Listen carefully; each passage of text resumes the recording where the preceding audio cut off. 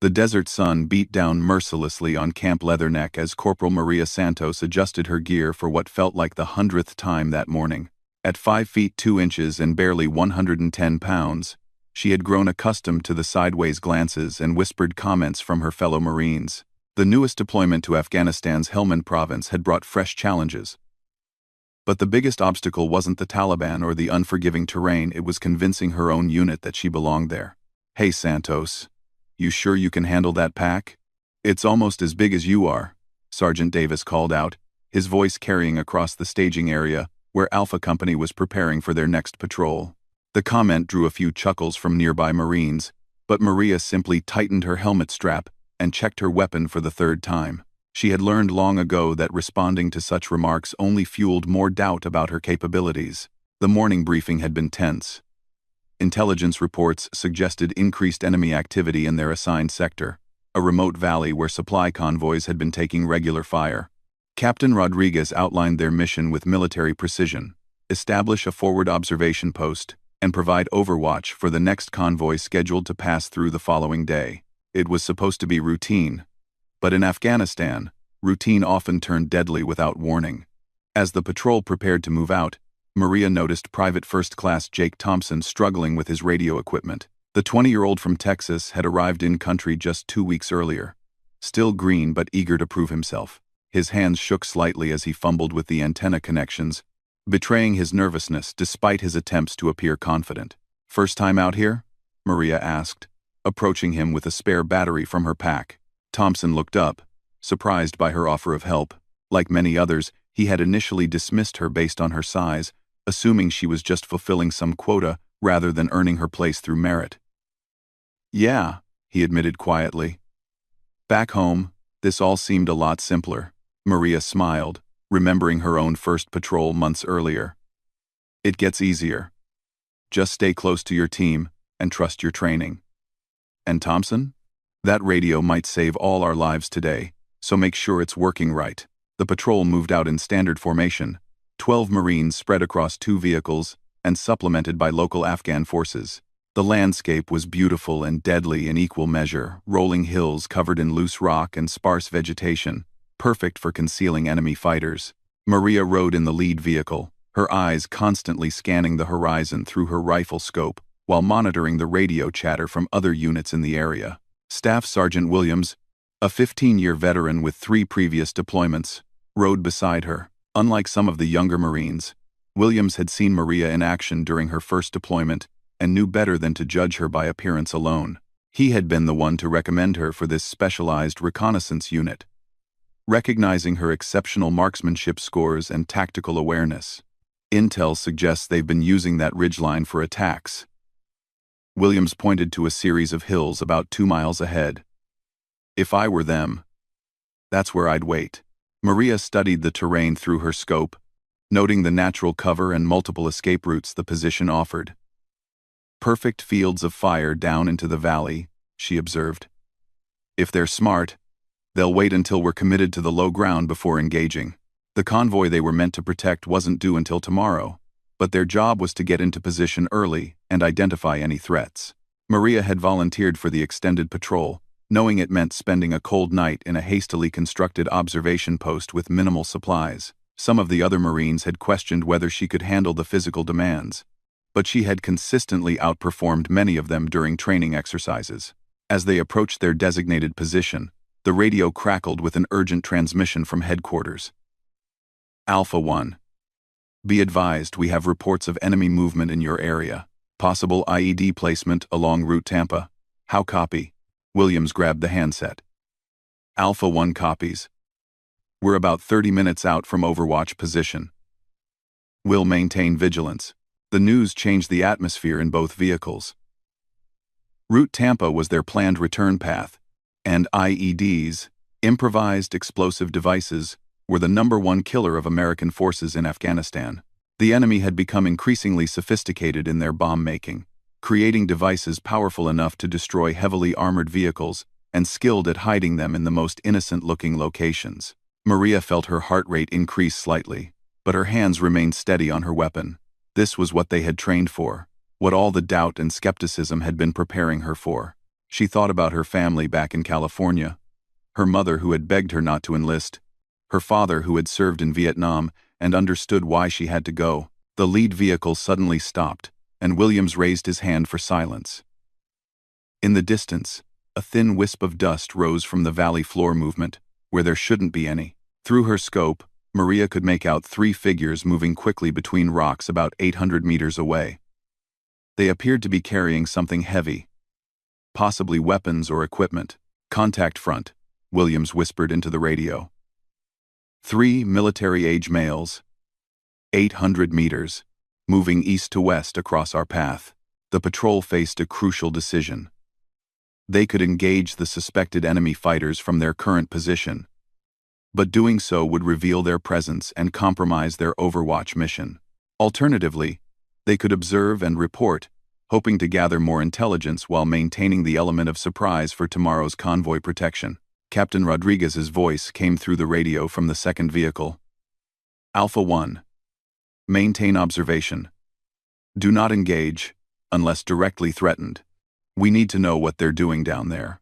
For the next hour, Maria and her team watched as more fighters appeared in the valley. What had started as 3 individuals had grown to at least 8, possibly more hidden among the rocks. They were definitely preparing something, digging positions, moving equipment, setting up what looked like a coordinated ambush site. Thompson, now more confident with his radio equipment, was providing regular updates to headquarters while maintaining communication with nearby units. His earlier nervousness had been replaced by focused concentration as he realized the critical nature of their mission. As afternoon turned to evening, the enemy activity increased. Maria counted at least 12 fighters, armed with AK-47 seconds and what appeared to be rocket-propelled grenades. They were professionals, moving with purpose and coordination that suggested extensive training and experience. "They're not just random insurgents," Maria observed to Williams. "This is organized. They're planning something big for that convoy tomorrow." The sun was setting behind the western mountains when everything changed. A massive explosion echoed across the valley, followed by the distinctive sound of automatic weapons fire. The convoy they were supposed to protect was arriving a day early, and it was driving straight into the carefully prepared ambush. Williams was already on the radio, trying to warn the convoy, but they were too far away and moving fast. Maria could see the lead truck through her scope, still several hundred meters from the kill zone, but approaching rapidly. In minutes, American soldiers would be fighting for their lives in a carefully orchestrated trap. "We have to move," Maria said, already calculating distances and firing positions. "If we can get to that outcropping, we'll have clear shots at their flanks." Williams looked at the terrain she was, indicating a rocky position that would require a dangerous sprint across open ground under potential enemy fire. "Santos, that's a suicide run. We'd be completely exposed for at least 200 meters. Maria was already gathering her equipment, her mind focused on the lives at stake in the convoy below. "Sir, those Marines down there don't have a choice. We do, and right now, we're their only hope." The sound of explosions and gunfire was growing louder as the ambush intensified. Through her scope, Maria could see muzzle flashes from the enemy positions and the desperate return fire from the trapped convoy. American vehicles were burning, and she could make out figures moving between them, wounded soldiers trying to find cover. Thompson was frantically calling for air support and additional ground units. But everyone knew help was still hours away. The convoy was on its own, facing overwhelming odds in a carefully chosen killing ground. As Maria prepared to move, she caught sight of something that made her blood run cold. One of the burning vehicles in the valley had Marines trapped inside, and enemy fighters were advancing on their position. There was no time for doubt, no room for the whispered comments about her size or capability. Staff Sergeant Williams saw the determination in her eyes and made his decision. "Alpha Team, we're moving to support the convoy. Santos, take Thompson and establish a firing position. Everyone else, prepare for contact." The young Marine from Texas looked at Maria with new respect as she checked her weapon one final time. In the next few minutes, she would either prove her critics wrong or die trying. But as she looked down at the desperate battle unfolding in the valley below, she knew there was really no choice at all. The sprint across open ground felt like an eternity, but Maria's training took over as bullets whistled overhead. Her small frame, which had been the subject of so much doubt, now proved to be an advantage as she darted between rocks with Thompson close behind. Each step was calculated, each pause behind cover used to identify enemy positions and plan the next move. "Santos, you're crazy," Thompson shouted over the gunfire. But there was admiration in his voice rather than criticism. He had watched her move with precision and courage that exceeded anything he had seen in training videos back home. Maria reached the rocky outcropping first and immediately began setting up her firing position. Her rifle scope revealed the full scope of the disaster unfolding below. The convoy of 4 vehicles had been caught perfectly in the ambush. The lead truck was completely destroyed, the second was burning, and the remaining 2 were trapped behind the wreckage with no way forward or back. Through the smoke and chaos, she could see Marines taking cover wherever possible, returning fire against enemy positions scattered throughout the rocks above them. The tactical situation was desperate. The convoy was pinned down in the lowest part of the valley, with enemy fighters holding the high ground on 3 sides. "I count at least 15 hostiles," Maria reported into her radio. "They've got RPGs and automatic weapons. The convoy is completely surrounded." Williams's voice came back through heavy static. "Roger. Air support is still 20 minutes out. We need to break up their attack before they overrun the convoy." Maria began engaging targets systematically, her marksmanship training paying off as she eliminated enemy fighters one by one. Each shot was carefully aimed, each target chosen to maximize the disruption to the enemy's coordinated attack.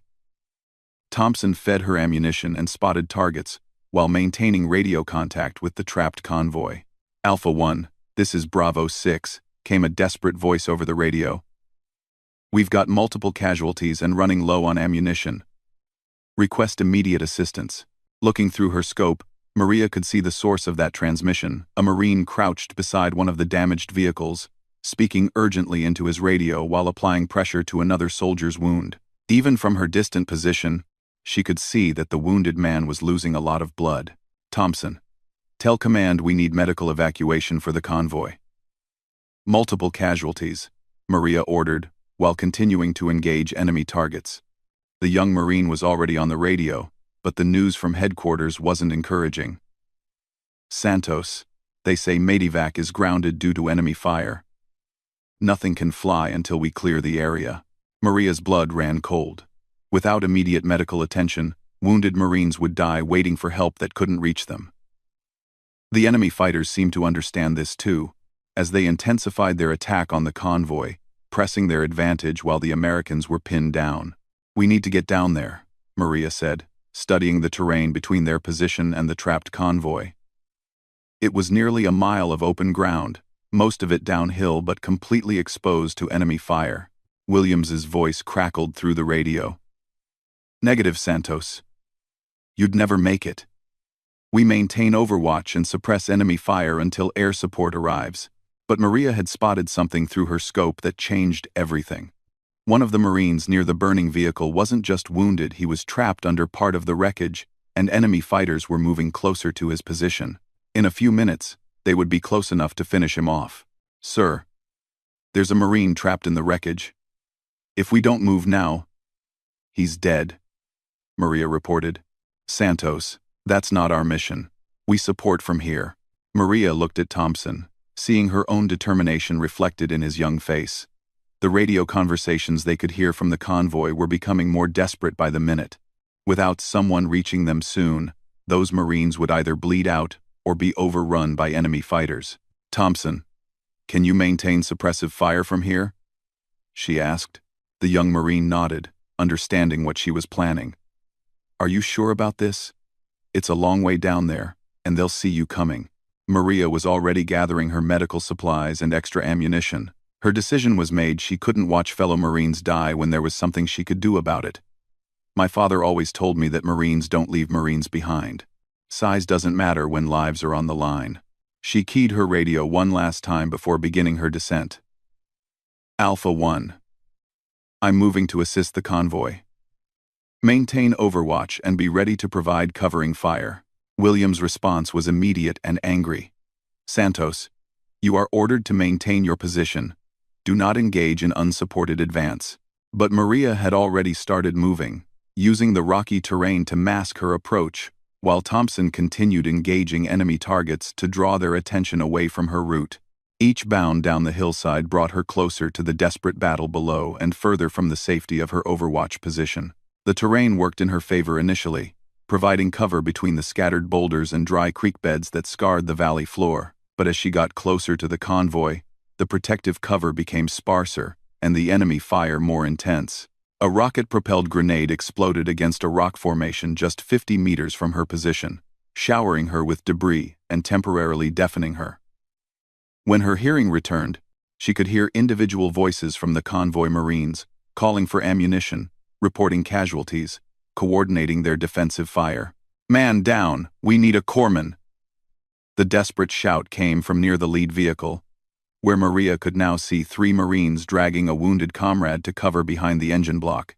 She was close enough now to make out individual faces, to see the fear and determination in the eyes of Marines who had been fighting for their lives for over an hour. These weren't statistics or radio calls anymore. They were her brothers and sisters in arms, and they needed help.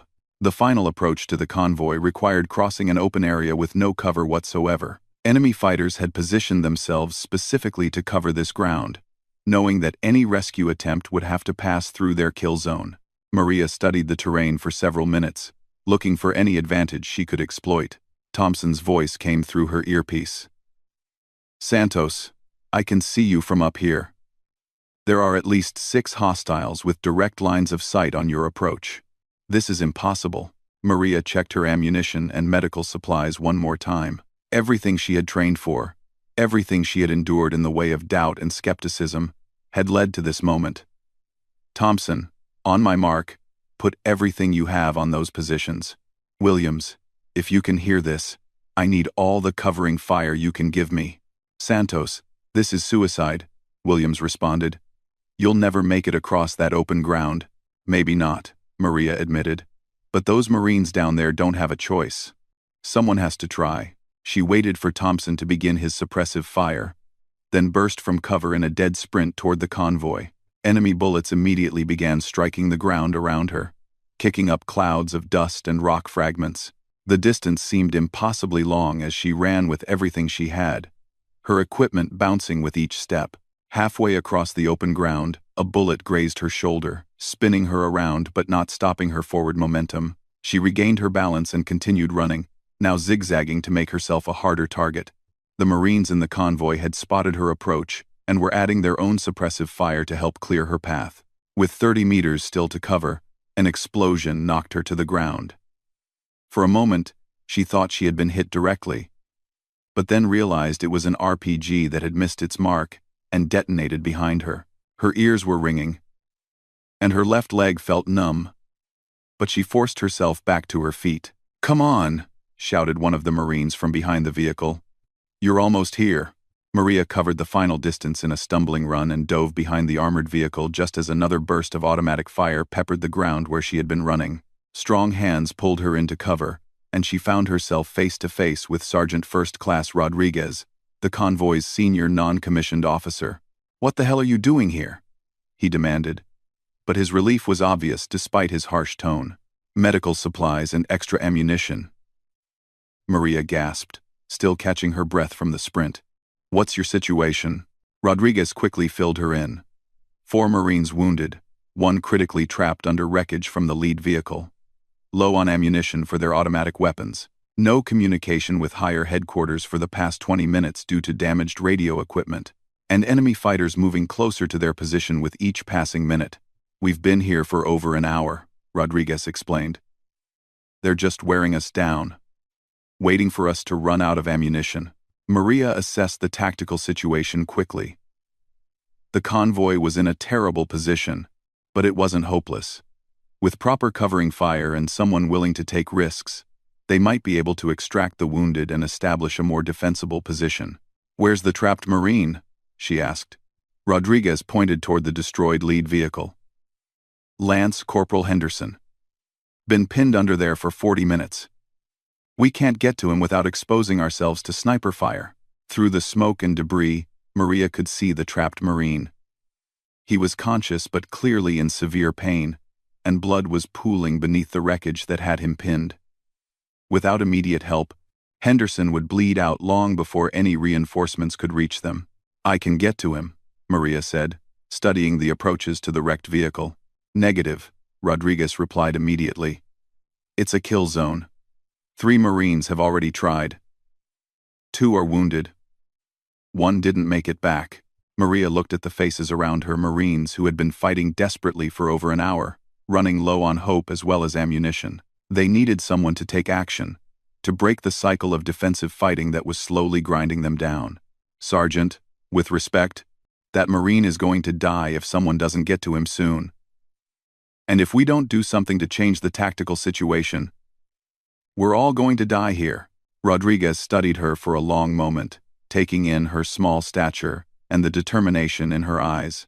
Like so many others, he was discovering that appearances could be deceiving when it came to Marine Corps courage. "What do you need?" he asked. The plan Maria proposed was audacious and desperate in equal measure. While Rodriguez and 2 other Marines created a diversion by engaging enemy positions on the eastern ridge, she would approach the trapped vehicle from the blind side and extract Lance Corporal Henderson. Then, if possible, they would attempt to break out of the kill zone and move to a more defensible position higher up the valley. "The extraction point is 3 miles north," Rodriguez explained, pointing to a map.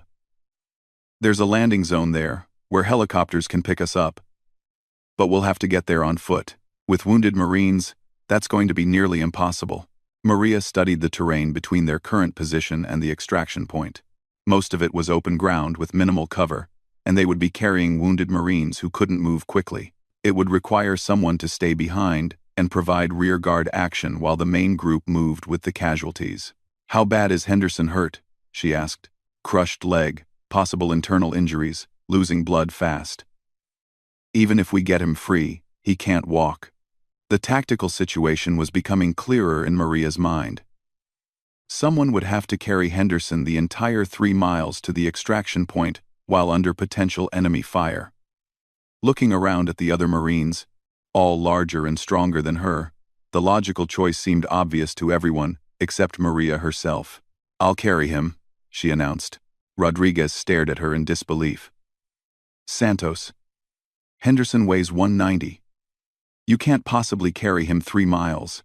"I can and I will," Maria replied with quiet confidence.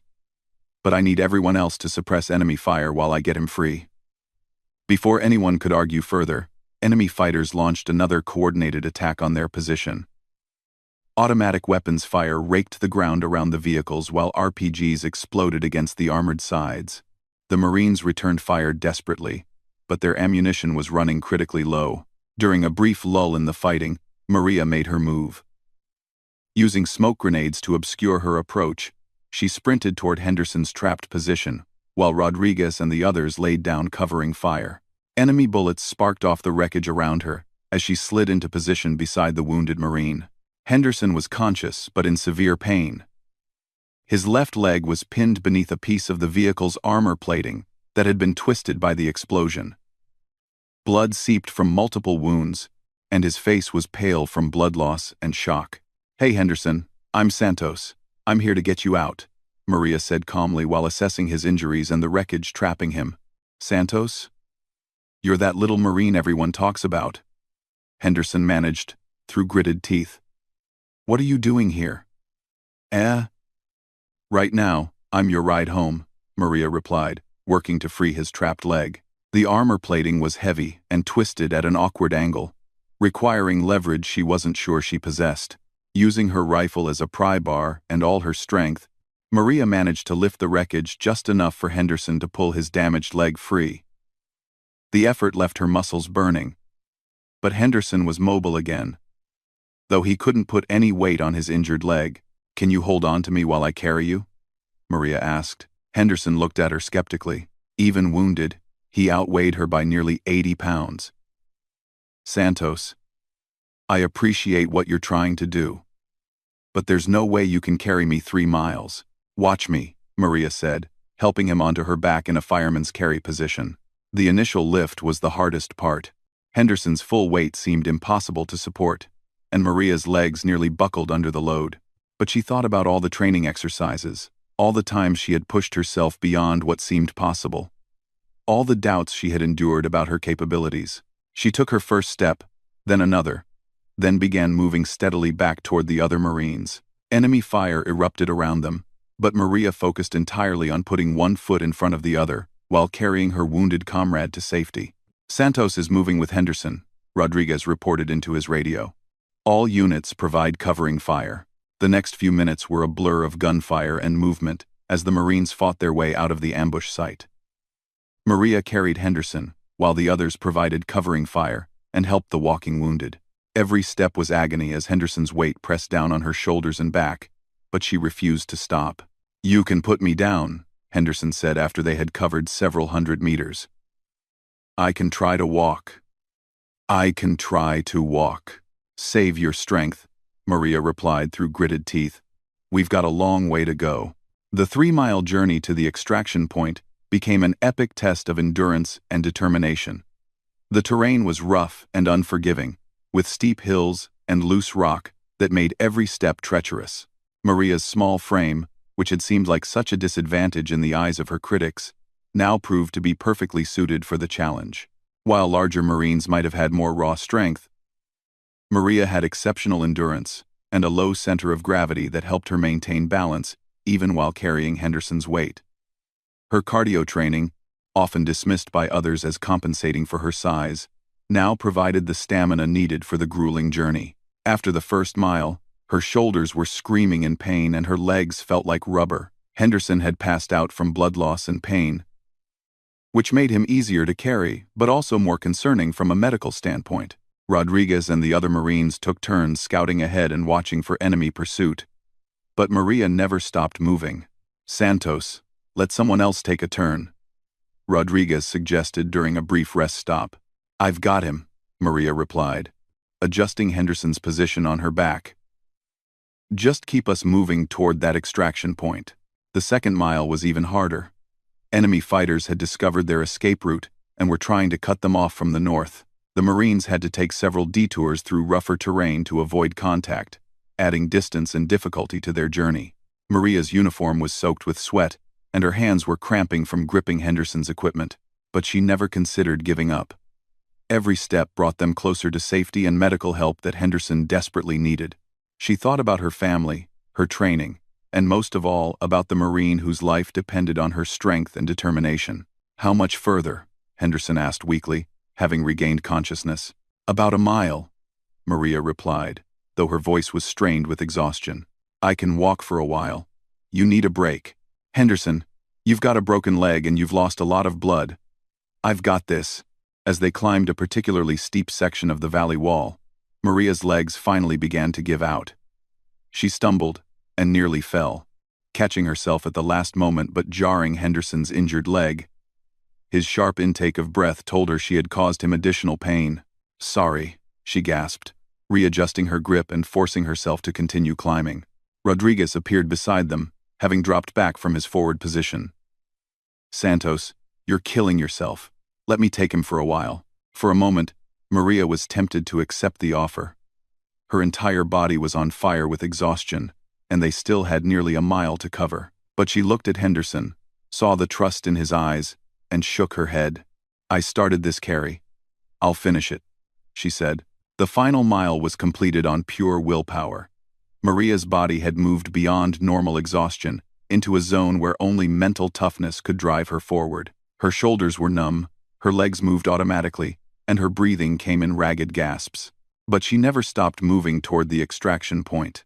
When they finally reached the designated landing zone, Maria gently lowered Henderson to the ground and collapsed beside him. Her hands were shaking from exhaustion, and she could barely speak, but Henderson was alive and they had reached safety. "Santos," Henderson said weakly, "I don't know how you did that." Before Maria could respond, the distant sound of helicopter rotors filled the air. The medical evacuation flight was incoming, guided to their position by the GPS coordinates Rodriguez had transmitted. Within minutes, Henderson and the other wounded Marines would be receiving proper medical care. As the helicopter touched down, Rodriguez approached Maria where she sat, catching her breath. Santos. What you did today. I've never seen anything like it. Carrying a full-grown Marine 3 miles through enemy territory. Maria looked up at him, still too exhausted to stand. Sergeant. It wasn't about size or strength. It was about being a Marine. Marines don't leave Marines behind. Thompson's voice came through the radio from their original Overwatch position. Alpha 1. This is Thompson. Enemy forces are retreating from the valley. Air support has engaged remaining hostiles. Area is secure for extraction. As the medical team loaded Henderson onto the helicopter, he grabbed Maria's hand. Santos. Everyone back home is going to hear about this. You saved my life today. Just doing my job, Maria replied. But she was smiling despite her exhaustion. Later that evening, back at Camp Leatherneck, word of Maria's actions had spread throughout the base. The same Marines who had questioned her capabilities were now lining up to shake her hand and buy her drinks at the base exchange. Sergeant Davis, who had made the comment about her pack that morning, approached her with obvious embarrassment. Santos, I owe you an apology. What I said this morning. I was wrong. Dead wrong. Maria looked at him with understanding rather than anger. Davis, we all have to prove ourselves out here. Today was my turn. Tomorrow it might be yours. Staff Sergeant Williams found her later as she was cleaning her equipment. Santos. I've been in the Corps for 15 years, and I've never seen anything like what you did today, carrying Henderson 3 miles. That's going to be talked about for years to come. Sir, I just did what any Marine would do, Maria replied. No, Williams said firmly. What you did was extraordinary, and it wasn't just the physical act of carrying him. It was having the courage to leave a safe position, cross open ground under fire, and take responsibility for another Marine's life. Size doesn't matter when you've got heart like that.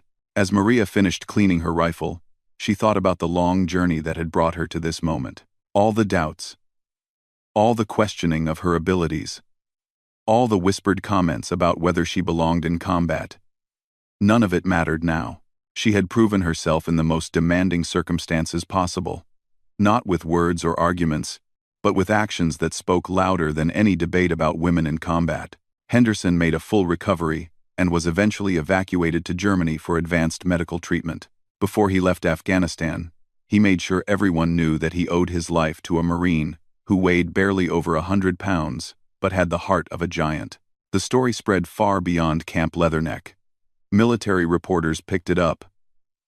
Then national news outlets. Within weeks, Maria Santos became a symbol of courage and determination that transcended debates about gender roles in the military.